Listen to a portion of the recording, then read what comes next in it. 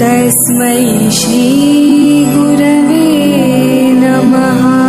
શ્રી સંસ્કાર school Wadhwan online એજ્યુકેશનમાં બાળકોનું સ્વાગત છે। આજે આપણે ધોરણ 5ના ગુજરાતી વિષયનું 11મું કાવ્ય હિંડોળો પઢીશું।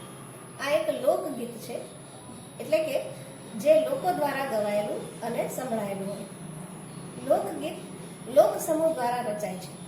લોકગીત પરંપરાથી લોકોમાં ગવાતું ચાલ્યું આવે છે, તેથી તે નાના મોટા સૌને આનંદ આપે છે।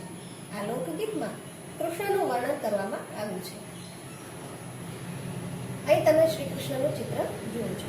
કૃષ્ણ એટલે સૌનો માનીતો ભગવાન, અબાલ વૃદ્ધ સૌને પ્યારો લાગે છે। એને જે રૂપમાં આપણે ઈચ્છીએ તે રૂપમાં આપણને એ જોવા મળે છે। કોઈ એને નાના સ્વરૂપમાં જુએ તો કોઈ એને યોગેશ્વર સ્વરૂપમાં આધ્યાત્મિક રીતે જુએ છે। આપણે આ કાવ્યમાં એના પહેરવેશ વિશે ભણીશું। સોનાની સાંકળે બાંધ્યો હિંડોળો આંબાની ડાળ, રૂપાના કડલા ચાર, વાલો મારો નીચે હિંડોળે આંબાની ડાળ। અહીં લોકગીતમાં કલ્પના કરાયેલી છે કે આંબાની ડાળ ઉપર સોનાની સાંકળે એક હિંડોળો બાંધેલો છે, તેના ચાર કડલા રૂપાના એટલે કે ચાંદીના છે, અને એવા હિંડોળે મારો વહાલો એટલે કે કાનુડો નીચે છે। બાએ બાજુબંધ બેરખારે આંબાની ડાળ, એટલે કે બાયમાં એટલે કે એના હાથ પર બાજુબંધ પહેરેલા છે।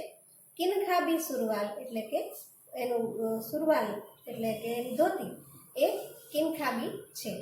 વાલો મારો નીચે હિંડોળે આંબાની ડાળ, ચડવા તે ઘોડલા હંસલા રે આંબાની ડાળ, તે હંસલા ઘોડા ઉપર ચડે છે, એટલે કે હંસલા એટલે હંસ જેવી ચાલવાળા ઘોડા પર। પિત્તળિયા પલાણ, તેના પર મૂકવાની પલાણ પિત્તળની છે। વાલો મારો નીચે હિંડોળે આંબાની ડાળ, પગે રાઠોડી મોજડી રે આંબાની ડાળ, કૃષ્ણએ પગ પર રાઠોડી મોજડી પહેરેલી છે। ચાલે ચટકનતી ચાલ, વાલો મારો નીચે હિંડોળે આંબાની ડાળ, એની ચાલ લટકતી ચટકનતી છે। માથે મેવાડી મોળિયા આંબાની ડાળ, મેવાડી મોળિયા એટલે એક પ્રકારનો સાફો જે એને બાંધેલો છે। દસે આંગળીએ વેઢ, એટલે કે દસે આંગળીઓ વેઢ એટલે કે વીંટીઓથી ભરેલી છે।